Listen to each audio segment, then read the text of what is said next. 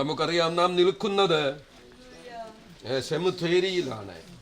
യഹൂദന്മാരെ സംബന്ധിച്ചിടത്തോളം അവരുടെ പിതാക്കന്മാരെ അടക്കിയിരിക്കുന്ന സ്ഥലം എന്ന് പറയുന്നത് അവർക്ക് ഏറ്റവും വിശേഷത ഏറിയ സ്ഥലമാണ്.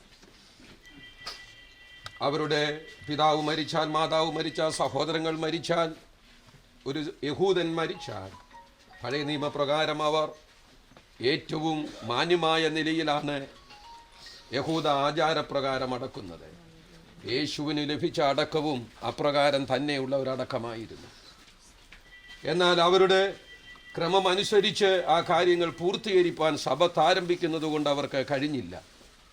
അതിൻ്റെ ബാക്കി പൂർത്തീകരിക്കണമെന്നുള്ള താല്പര്യത്തോടാണ് ഇരുട്ടുള്ളപ്പോൾ തന്നെ സഹോദരിമാർ കല്ലറയിലേക്ക് തൈലവുമായി, പെർഫ്യൂമായി ഓടിച്ചെന്നത്. പക്ഷേ അവർക്ക് ആ ശരീരത്തിൽ തുടർന്ന് ആ തൈലം പുരട്ടേണ്ടി വന്നില്ല. കാരണം മരണത്തെയും പാതാളത്തെയും അതിജീവിച്ച് യേശു ഉയർത്തെഴുന്നേറ്റു.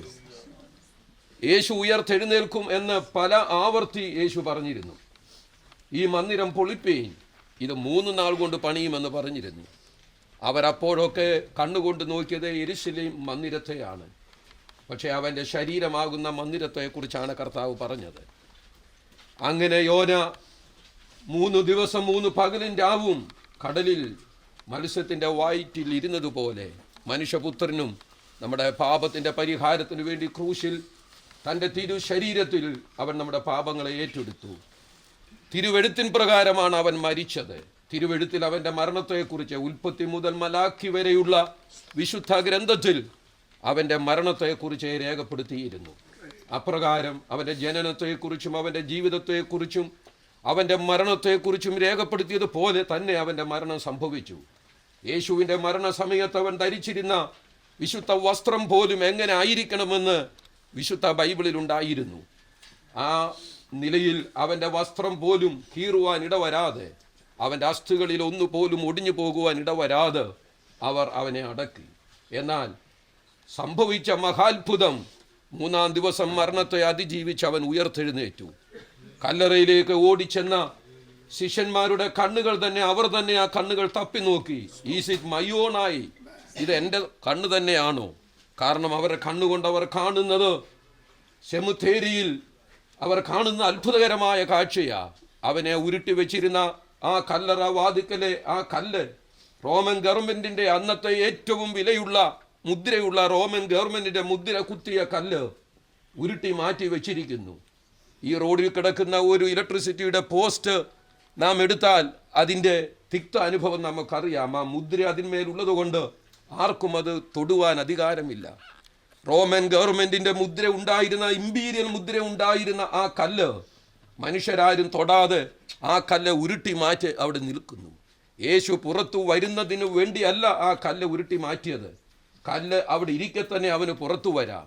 എന്നാൽ ആ കല്ല് ഉരുട്ടി മാറ്റിയത് ഇവിടെ നിൽക്കുന്ന നമ്മുടെ ഓരോരുത്തരുടെയും ഉറപ്പിനു വേണ്ടി മാറ്റിയതാണ്. അവർ അകത്തു കടന്നു. അവൻ കിടത്തിയ സ്ഥലം നോക്കി.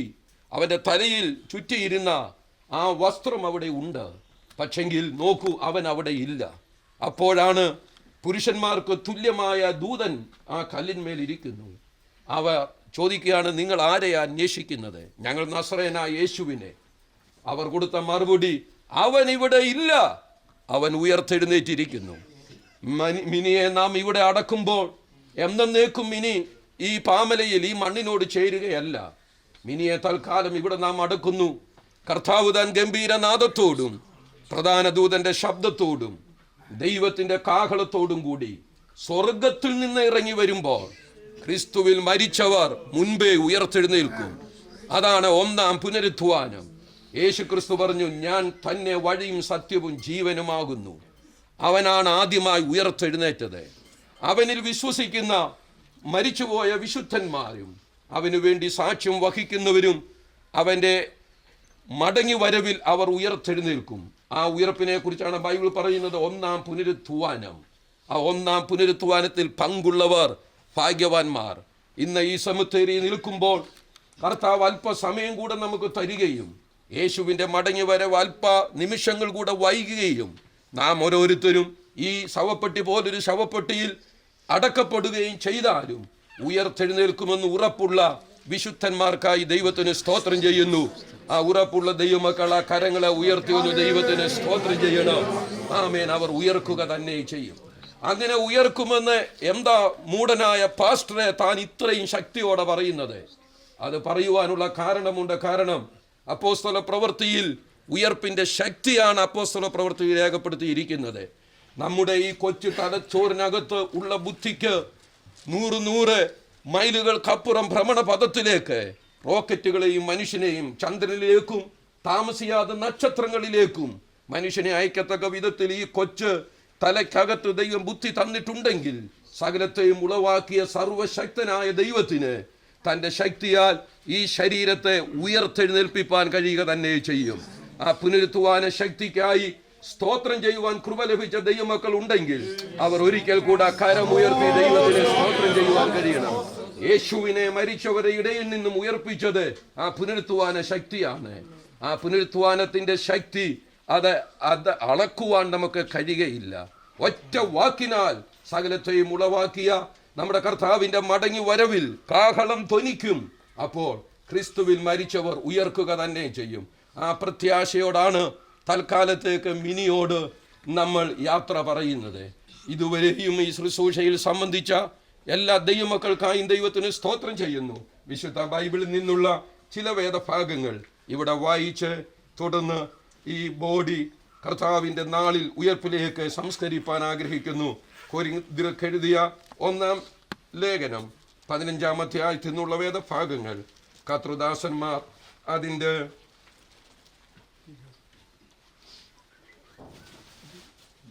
40 മുതലുള്ള ആ വേദഭാഗങ്ങൾ അവർ മാറി മാറി വായിക്കും. സ്വർഗീയ ശരീരങ്ങളും ഭൗതിക ശരീരങ്ങളും ഉണ്ട്. സ്വർഗീയ ശരീരങ്ങളുടെ തേജസ് വേറെ, ഭൗതിക ശരീരങ്ങളുടെ തേജസ് വേറെ. സൂര്യൻ്റെ തേജസ് വേറെ, ചന്ദ്രൻ്റെ തേജസ് വേറെ, നക്ഷത്രങ്ങളുടെ തേജസ് വേറെ. നക്ഷത്രം തേജസ് കൊണ്ട് ഭേദമുണ്ടല്ലോ. മരിച്ചവരുടെ പുനരുത്ഥാനവും തന്നെ. ദ്രവത്വത്തിൽ വിതയ്ക്കുന്നു, അദ്രവത്വത്തിൽ ഉയർക്കുന്നു. അപമാനത്തിൽ വിതയ്ക്കുന്നു, തേജസ്സിൽ ഉയർക്കുന്നു. ബലഹീനതയിൽ വിതയ്ക്കുന്നു, ശക്തിയിൽ ഉയർക്കുന്നു. പ്രാകൃത ശരീരം വിതയ്ക്കപ്പെടുന്നു, ആത്മീയ ശരീരം ഉയർക്കുന്നു. പ്രാകൃത ശരീരം ഉണ്ടെങ്കിൽ ആത്മീയ ശരീരമുണ്ട്. 1-ാം മനുഷ്യനായ ആദാൻ ജീവനുള്ള ദേഹിയായി തീർന്ന് എഴുതിയിരിക്കുന്നു. ഒടുക്കത്തെ ആദാൻ ജീവിപ്പിക്കുന്ന ആത്മാവായി. എന്നാൽ ആത്മീയല്ല, പ്രാകൃതമത്തെ 1-ാമത്തത്. ആത്മീയം പിന്നത്തേത് വരുന്നു. 1-ാം മനുഷ്യൻ ഭൂമിയിൽ നിന്നുള്ള മണ്ണുള്ളവൻ. 2-ാം മനുഷ്യൻ സ്വർഗത്തിൽ നിന്നുള്ളവൻ. മണ്ണുള്ളവനെ പോലെ മണ്ണുള്ളവനും സ്വർഗിനെ പോലെ സ്വർഗന്മാരുമാകുന്നു. നാം മണ്ണുള്ളവന്റെ പറഞ്ഞ ധരിച്ചതുപോലെ സ്വർഗീന്റെ പ്രതിമയും ധരിക്കും. സഹോദരന്മാരെയും മാംസരക്തങ്ങൾക്ക് അവകാശമാക്കാൻ കഴിയുകയില്ല. ദേവത്വം അതിരത്തെ അവകാശമാക്കിയില്ല എന്ന് ഞാൻ പറയുന്നു. അതിൻ്റെ മർമ്മം നിങ്ങളോട് പറയാം. നാം എല്ലാവരും നിദ്ര കൊള്ളുകയില്ല. എന്നാൽ അന്ത്യകാഹളത്തിൻ്റെ പെട്ടെന്ന് കണ്ണുമിക്കുന്നതിനിടയിൽ നാം എല്ലാവരും രൂപാന്തരപ്പെടും. കാഹളം ധ്വനിക്കും. മരിച്ചവർ അക്ഷയരായി ഉയർക്കുകയും നാം രൂപാന്തരപ്പെടുകയും ചെയ്യും. ഈ ദ്രവത്വമുള്ളത് അദുരത്വത്തെയും ഈ മർത്യമായ അമർത്യത്തെയും ധരിക്കണം. ഈ ദ്രവത്വമായ ദുരത്തെയും ഈ മർത്യമായ അമർത്യത്തെയും ധരിക്കുമ്പോൾ മരണം നീങ്ങി ജയം വന്നിരിക്കുന്നു എന്നെഴുതിയ വചനം നിവൃത്തിയാകും. ഹേ മരണമേ, നിന്റെ ജയം എവിടെ? ഹേ മരണമേ, നിന്റെ വിഷമുള്ളവിടെ? മരണത്തിന്റെ വിഷമുള്ള പാപം, പാപത്തിന്റെ ശക്തിയോ ന്യായപ്രമാണം. നമ്മുടെ കർത്താവായ യേശു ക്രിസ്തു മുഖാന്തരം നമുക്ക് ജയം നൽകുന്ന ദൈവത്തിന് സ്തോത്രം. തെസ്സലോനിക്ക ലേഖനം 1 തെസ്സലോനി 4-ാം അധ്യായത്തിന്റെ 13 മുതലുള്ള വേദഭാഗം. സഹോദരന്മാരെ, നിങ്ങൾ പ്രത്യാശയില്ലാത്ത മറ്റുള്ളവരെ പോലെ ദുഃഖിക്കാതിരിക്കേണ്ടതിന് നിദ്ര കൊള്ളുന്നവരെ കുറിച്ച് അറിവില്ലാതിരിക്കരുത് എന്ന് ഞങ്ങൾ ആഗ്രഹിക്കുന്നു. യേശു മരിക്കുകയും ജീവിച്ചെഴുന്നേൽക്കുകയും ചെയ്തു എന്ന് നാം വിശ്വസിക്കുന്നുവെങ്കിൽ അങ്ങനെ തന്നെ ദൈവം നിദ്ര കൊണ്ടവരെയും യേശു മുഖാന്തരം അവനോടുകൂടെ വരുത്തും. കർത്താവിന്റെ പ്രത്യക്ഷതയുടെ ജീവനോട് ശേഷിക്കുന്നവരായ നാം നിദ്ര കൊണ്ടവർക്ക് മുമ്പാകെയില്ല എന്ന് ഞങ്ങൾ കർത്താവിന്റെ വചനത്താൽ നിങ്ങളോട് പറയുന്നു. കർത്താവ് തൻ ഗംഭീരനാദത്തോടും പ്രധാന ദൂതന്റെ ശബ്ദത്തോടും ദൈവത്തിന്റെ കാഹളത്തോടും കൂടെ സ്വർഗത്തിൽ നിറങ്ങി വരികയും ക്രിസ്തുവിൽ മരിച്ചവർ മുൻപ് ഉയർത്തെഴുന്നേൽക്കുകയും ചെയ്യും. പിന്നെ ജീവനോട് ശേഷിക്കുന്ന നാം അവരോട് ഒരുമിച്ച് ആകാശത്തിൽ കർത്താവിനെ എതിരേൽപ്പാൻ മേഘങ്ങളിൽ എടുക്കപ്പെടും. ഇങ്ങനെ നാം എപ്പോഴും കർത്താവിനോട് കൂടെ ഇരിക്കും. ഈ വചനങ്ങളെ കൊണ്ട് അന്യോന്യം ആശ്വസിപ്പിച്ച് കൊള്ളുവീൻ. ഞാൻ പുതിയ ആകാശവും പുതിയ ഭൂമിയും കണ്ടു. ഒന്നാമത്തെ ആകാശവും ഒന്നാമത്തെ ഭൂമിയും ഒഴിഞ്ഞു പോയി, സമുദ്രവും ഇനി ഇല്ല. പുതിയ യെരൂശലേം എന്ന വിശുദ്ധ നഗരം ഭർത്താവിനായി അലങ്കരിച്ചിട്ടുള്ള മണവാട്ടിയെ പോലെ ഒരുങ്ങി സ്വർഗത്തിൽ നിന്ന് ദൈവ സന്നിധിയിൽ നിന്നു തന്നെ ഇറങ്ങുന്നതും ഞാൻ കണ്ടു.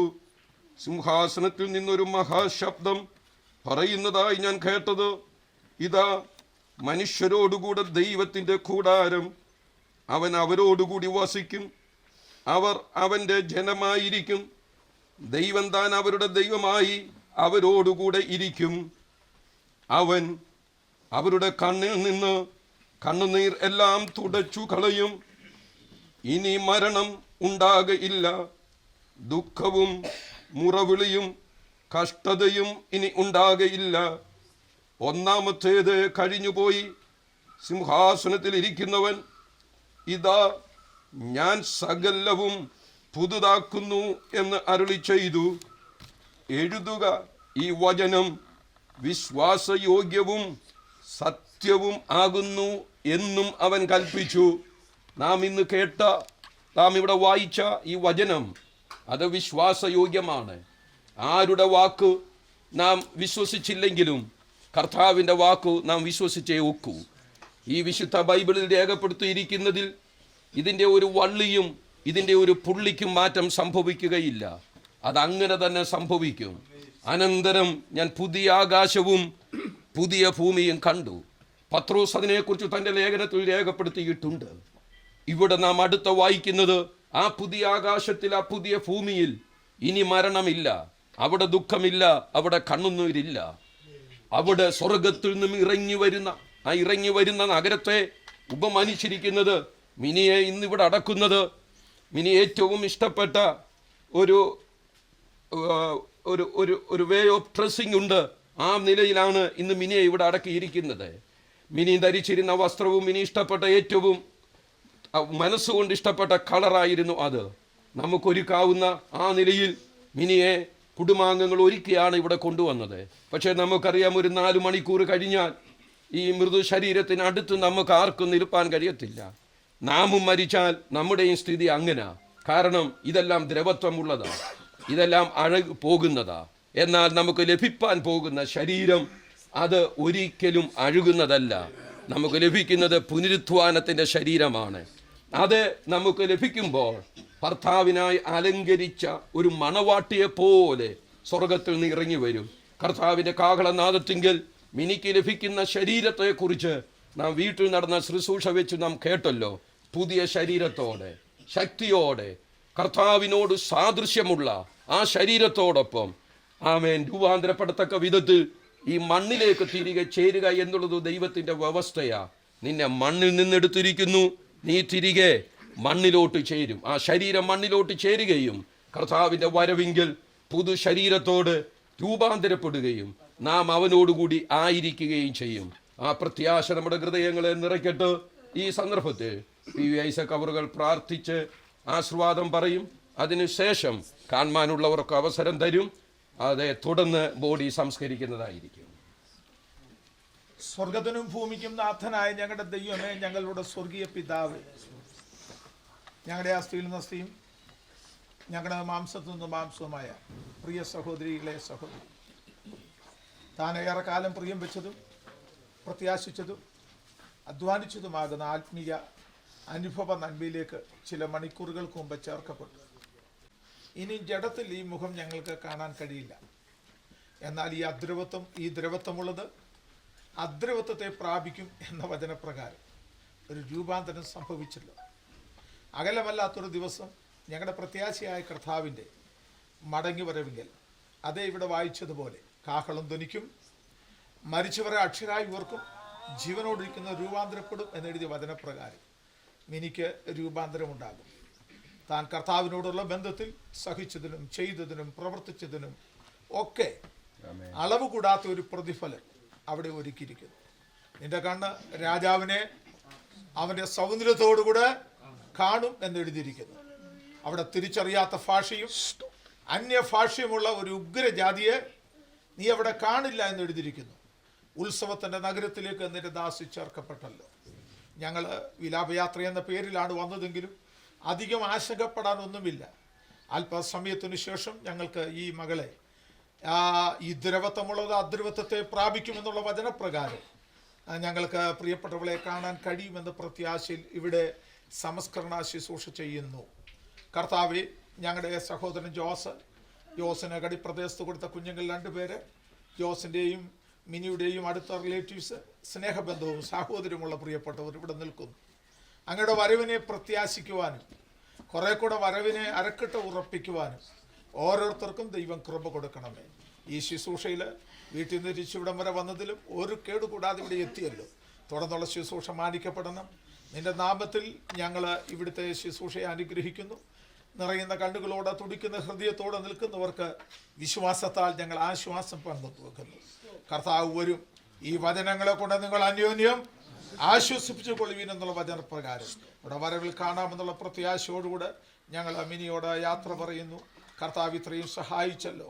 യേശു ക്രിസ്തുവിന്റെ വിലയേറിയ നാമത്തിൽ തന്നെ നമ്മുടെ കർത്താവായ യേശു ക്രിസ്തുവിന്റെ കൃപയും പിതാവായ ദൈവത്തിന്റെ സ്നേഹവും ആശ്വസിപ്പിച്ച് അവിടെ നടത്തുന്ന പരിശുദ്ധ ആത്മാവിന്റെ കൂട്ടായ്മയും സംരക്ഷണവും കാവലും നമ്മോടും ഇവിടെ നിൽക്കുന്ന ഏവരോടും പ്രത്യേക ദുഃഖിക്കുന്ന കുടുംബത്തോടും ഇന്നു മുതൽ കർത്താവായ യേശു ക്രിസ്തുവിന്റെ മേഘത്തിലെ വരെ ഉണ്ടായിരിക്കുമാറാകട്ടെ. ബോഡി കാണാനായി അടുത്ത് വന്ന് കാണാൻ ആഗ്രഹിച്ചുവെങ്കിലും പ്രാർത്ഥന നടക്കുന്നത് കൊണ്ട് കാണാൻ ഒത്തില്ല. അങ്ങനെയുള്ളവരുണ്ടെങ്കിൽ നിങ്ങൾക്ക് ബോഡി കാണാൻ അവസരമുണ്ട്. മുമ്പോട്ട് വന്നാൽ ഇവിടെ അതിനുള്ള വഴി ക്രമീകരിച്ചിട്ടുണ്ട്. അങ്ങനെ ഉള്ളവരുണ്ടെങ്കിൽ മുമ്പോട്ട് വന്നാട്ടെ. സെല്ലിലോട്ട് നമ്മൾ മൃദു ശരീരം വെക്കുന്നതായിരിക്കും. കാണാൻ ആരെങ്കിലും ഉണ്ടെങ്കിൽ നിങ്ങൾ മുമ്പോട്ട് വന്നാൽ. സഹോദരന്മാർ ഈ ഭാഗത്തോട്ടൊന്ന് മാറി നിൽക്കണം. പ്രത്യാശുര ഗാനം നമുക്ക് ഒരുമിച്ച് പാടണം. കർത്താവുദാൻ ഗംഭീരാനാദത്തോടും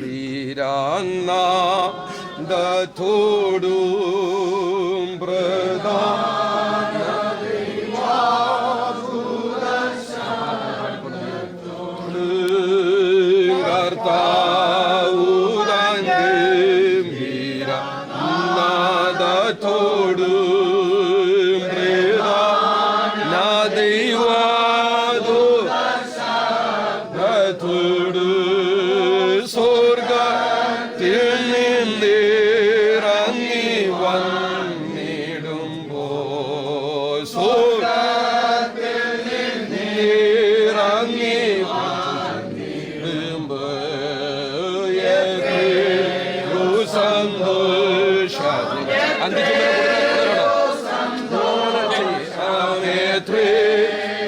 സന്തോഷം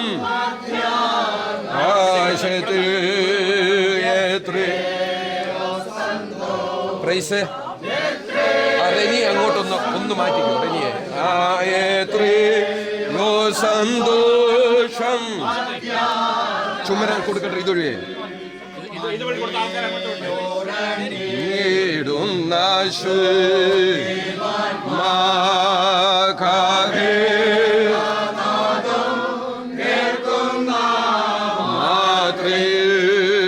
മണ്ണിലു നീടുന്ന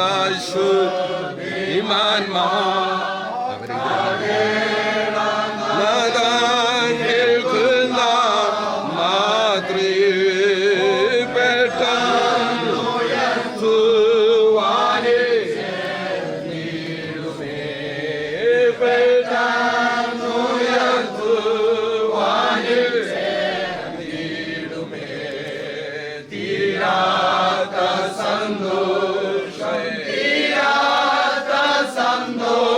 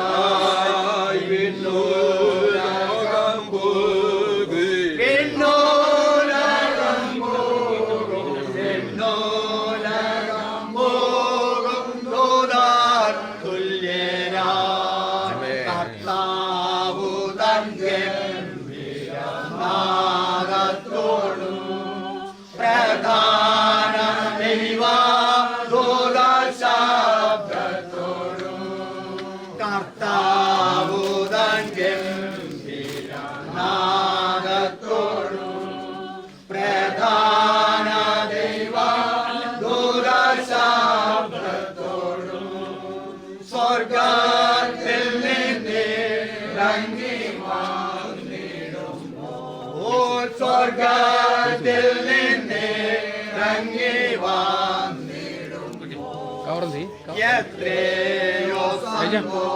കവറൊക്കെ ഉണ്ട്. സന്തോഷം എത്രയോ സന്തോഷം എത്രയോ സന്തോഷം എത്രയോ സന്തോഷം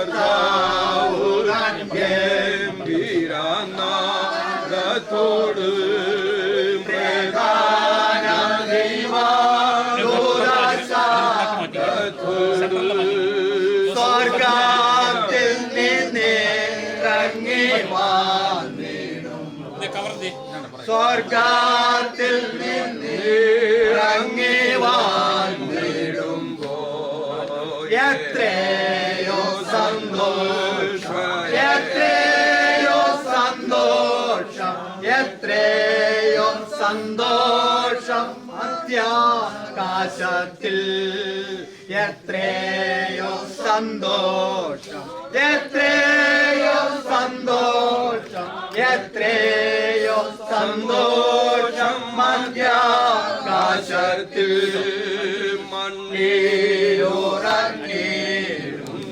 ശുഭനാഥൻ കേൾക്കുന്ന മാത്രയിൽ മണ്ണിലുറങ്ങിടുന്ന ശുദ്ധിമാന്മാകാതെ നാദം കേൾക്കുന്ന മാത്രയിൽ നേടുമേ ഉയർത്തു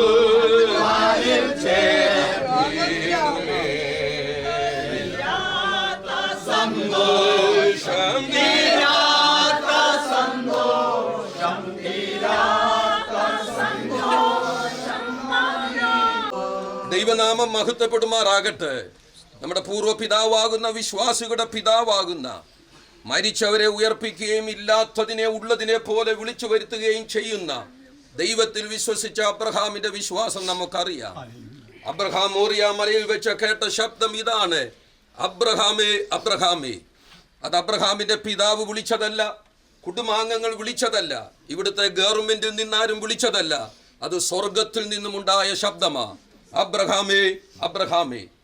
ലാസറിന്റെ കല്ലറയുടെ വാതിക്കൽ നിന്ന് കർത്താവ് വിളിച്ചത് നമുക്കറിയാം. അവൻ ഉറക്കെയാ വിളിച്ചത്, ലാസറേ പുറത്തു വരിക. ഇതുപോലെ കാഹളനാദത്തിങ്കൽ മിനി പുറത്തു വാ എന്ന് വിളിക്കുന്ന ആ ശബ്ദം അന്ന് ഉയരുക തന്നെ ചെയ്യും. ആകയാൽ ആ ശബ്ദ നാളിൽ നിൽക്കേണ്ടതിന് ഈ പൊടിയിലേക്ക് പ്രിയ മിനി ചേർക്കപ്പെടണമെന്നുള്ള ദൈവവചന വ്യവസ്ഥയുടെ മുമ്പിൽ ഉയർപ്പിൻ നാളിൽ ഉയർത്തെഴുന്നേൽക്കേണ്ടതിന് ഈ പൂഴിയിലേക്ക് നിന്നെ ചേരുമാറാക്കുന്നു. കർത്താവിന്റെ നാളിൽ മടങ്ങി വരിക. സ്വർഗസ്നായ ഞങ്ങളുടെ പ്രിയ പിതാവേ, ഞങ്ങൾക്ക് തന്ന ജീവനുള്ള പ്രത്യാശയ്ക്കായി ഞങ്ങൾ അങ്ങക്ക് സ്തോത്രം ചെയ്യുന്നു. ഇതിങ്കൽ ആശ്ചര്യപ്പെടരുത്. കല്ലറയിലുള്ളവർ ദൈവപുത്രന്റെ ശബ്ദം കേൾക്കുകയും കേൾക്കുന്നവർ നിത്യജീവനായി ഉയർത്തെഴുന്നേൽക്കുകയും ചെയ്യുന്ന നാളിൽ അങ്ങയുടെ മകൾ ഞങ്ങളുടെ പ്രിയ സഹോദരി മിനി ആ ഉയർപ്പിൻ നാളിൽ ഉയർക്കേണ്ടതിന് ഈ ശരീരം മണ്ണിലോട്ട് ചേരുന്നു. അങ്ങയുടെ വരവ് താമസിക്കരുത്. അങ്ങയുടെ വരവിനായി ഞങ്ങളെ ഒന്നും കൂടെ സമർപ്പിക്കുന്നു. സകല മഹത്വവും അങ്ങയ്ക്ക് യേശു ക്രിസ്തുവിൻ നാമത്തിൽ തന്നെ. ഒരു വാക്ക് നന്ദിയും കൂടെ ഈ സന്ദർഭത്തിൽ ഓർപ്പിക്കാനായിട്ടുണ്ട്.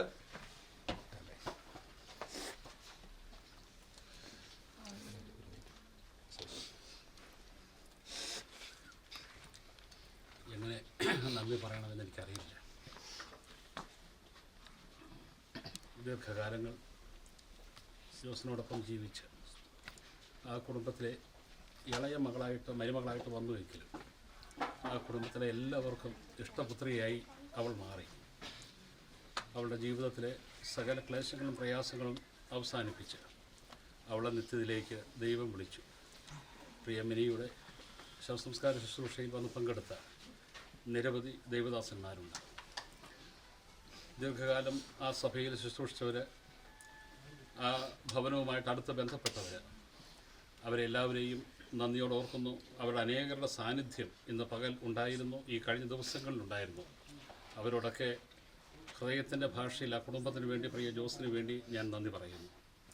ഈ ശവസംസ്കാര ശുശ്രൂഷയിൽ ഇത്രയും ആളുകൾ, കുടുംബാംഗങ്ങൾ, ബന്ധുമിത്രാദികൾ, ചർച്ചക്കാർ എല്ലാവരും, അയൽവക്കക്കാർ, നാട്ടുകാർ, അങ്ങനെയുള്ള നിരവധി മേഖലകളിലുള്ള ആളുകൾ പങ്കെടുത്തു. എല്ലാ ആളുകളും ഇവിടെയും ഒന്ന് പങ്കെടുത്തു.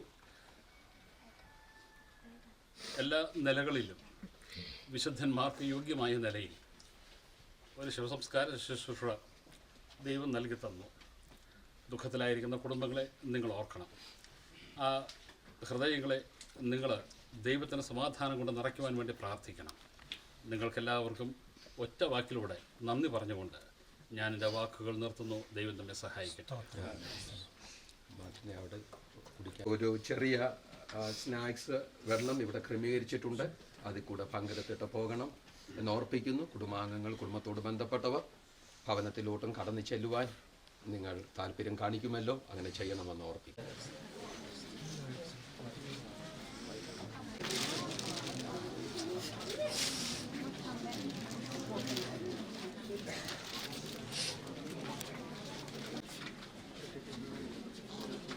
Cool.